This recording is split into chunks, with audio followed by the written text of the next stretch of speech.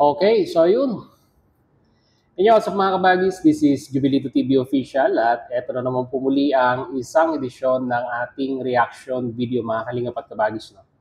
Pero bago po lahat, syempre po, mega love shoutout po muna natin. Kuya Bal Santos Matubang at Edna Vlogs at kay Kalingap Rab. Ayan. Mega love shoutout po sa inyong lahat mga kalingap at kabagis. Sa ating mga butihing sponsor, subscribers, followers, mga reactors, mga kasama natin sa Team Bios, Team Karepa, Team Watchers at Team Strikers. Ayan po. Mega love shoutout po sa inyong lahat. So disclaimer lang po mga kalingap at kabagis, no?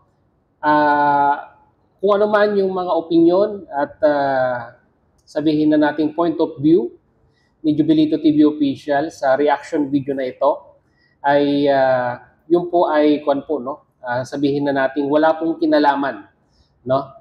Ang sabihin na nating founder ng Kalingap, no? To be specific kay Kuya Bal, kay Ate Edna at kay Kalingap Rab, no? Para malinaw po, no? At hindi po sila madrag, no?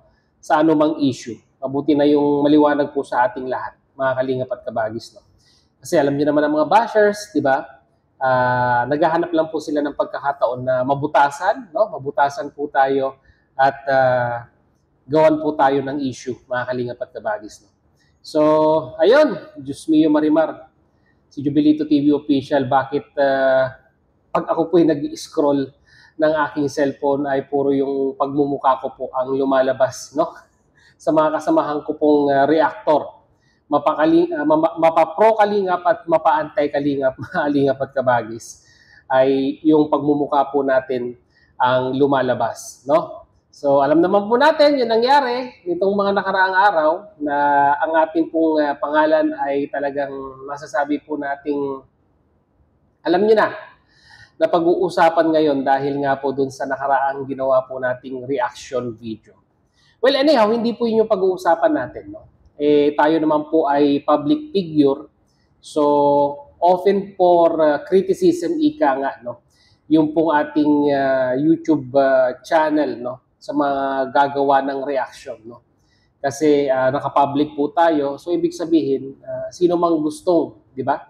Gumawa ng reaction, no? As long na sabihin natin hindi po below the belt yung kanilang pagre-reaction sa atin, ay wala naman pong problema yan. So, ganun po tayo, mga kalingap at kabagis. Ganun po tayo ka-professional, no? At ito nga, may mga nagtatanong sa comment section, mga kalingap at kabagis, no? Sabi nila, where do we go from here, Jubilito? Ayan. At lalong-lalo na, patungkol dun sa anunsyo, na kung saan ay ipinagbabawal na nga pong reaksyonan, no? Ito pong si Kalingap Rab. Well, ang kasagutan ko po dyan, mga kalingap at kabagis, no? Pwede pa naman tayo mag-reaction. Andiyan pa naman si Kuya Bal, di ba? Yung mga kalingap partners, katulad ng mga, sabihin na nating mga K-boys, no? As long na hindi po madadrag yung pangalan ni K-Rab, ay siguro po ay pwede pa rin po tayong mag-reaction, mga kalingap at kabagis, no? Kumbaga, pag-isipan lang po nating mabuti, no? Kasi mamaya, gawa tayo ng reaction sa mga ibang kalingap partners. Tapos kung pagdudugtong-dugtungin natin yung konklusyon, ang balik kay Kalingap Rab pa rin ay sablay pa rin po yun, mga kalingap at kabagis. Kaya, ayun, no? Kagaya nga ng sinabi ko, andyan pa rin si Kuya Bal na pwede po natin gawan ng reaction. At ito nga po ay nababash itong si Kuya Bal, no? Dito nga po sa naging live niya kahapon sa kanyang Facebook. Dahil alam naman po natin yung pinagdaanan ni Kuya Bal, no? Bilang isang ama ay para sa akin po, no? Opinion ko lamang po, ay normal po na makaramdam po siya ng konting sabihin na nating pagkagalit, no? Parang defensive mode si Kuya Bal dito po sa mga issue na kinaharap ng kanyang anak nitong mga nakaraang araw. At ito nga pong kahapon lamang po ay sunod-sunod na naman po ang kanyang pagpo-post sa kanyang FB, no? Regarding po doon sa kabilang content creator, then eventually po ay nag-live siya at humingi ng paumanhin. No? At dahil nga po sa paghingi niya po ng paumanhin, mga kalingap at kabagis, ay doon po inatake si Kuya Bal at talagang dinagsa po siya ng pambabash ng sabihin na natin, pag sinabi mong pambabash, basher. Ayan. At talaga ang dami po sa comment section, no, mga kalingap at kabagis. Doon sa live ni Kuya Bal, and at the same time, doon din po sa post nung isang content creator ay nandun na pagpiestahan talaga si Kuya Bal.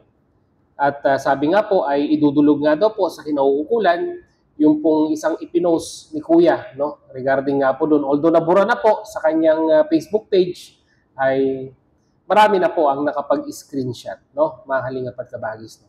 So sa ganun po, ang stand ko po doon, mga kalingap at kabagis, no, regarding doon, kung mapatunayan man, idinulog yung kanilang complaint regarding po doon sa post ni Kuya Bal, at napatunayan may pagkakamali si Kuya Bal, wala po tayong magagawa doon. Di ba? Kumbaga, bugso ng damdamin ni Kuya Bal ang umiral at that time. At para sa akin po ay normal lang sa isang ama na depensahan niya ang kanyang anak na alam naman po natin na nitong mga nakaraang araw ay talagang nababash nga po. Pero ang ganun sa akin po, mga kalingap at kabagis, hindi po yun yung issue. No? Ang sinasaluduhan ko dito kay Kuya Bal ay yung paghingi niya po ng paumanhin. No? Doon po sa taong sabihin na nating naargabyado niya. Diba? Kasi po kung ibang individual yan, ay hindi po sila papayag. At talagang sabi nga po nila, ay matira yung matibay. Pero sa ginawa po ni Kuya Bal na pagpapakumbaba at paghingi po ng paumanhin para po sa ikabubuti ng lahat, ay doon po ako saludo. No? Mga kalingap at kabagis. No? At labis ko po siyang hinangaan doon po sa kanyang ginawa. No? Na isang Bal Santos Matubang na sabihin na nating supposed to be siya yung senyores, siya yung nakakatanda at nire-respeto. Pero sa ganung instances po ay ipinakita niya pa rin po yung kanyang kababaang loob at humingi ng dispensa. Sa talagang aminado naman po siguro siya sa kanyang sarili na may pagkakamali siya sa kanyang side. Although humingi na po siya ng dispensa, ay nasa kabilang panig na po yun, no?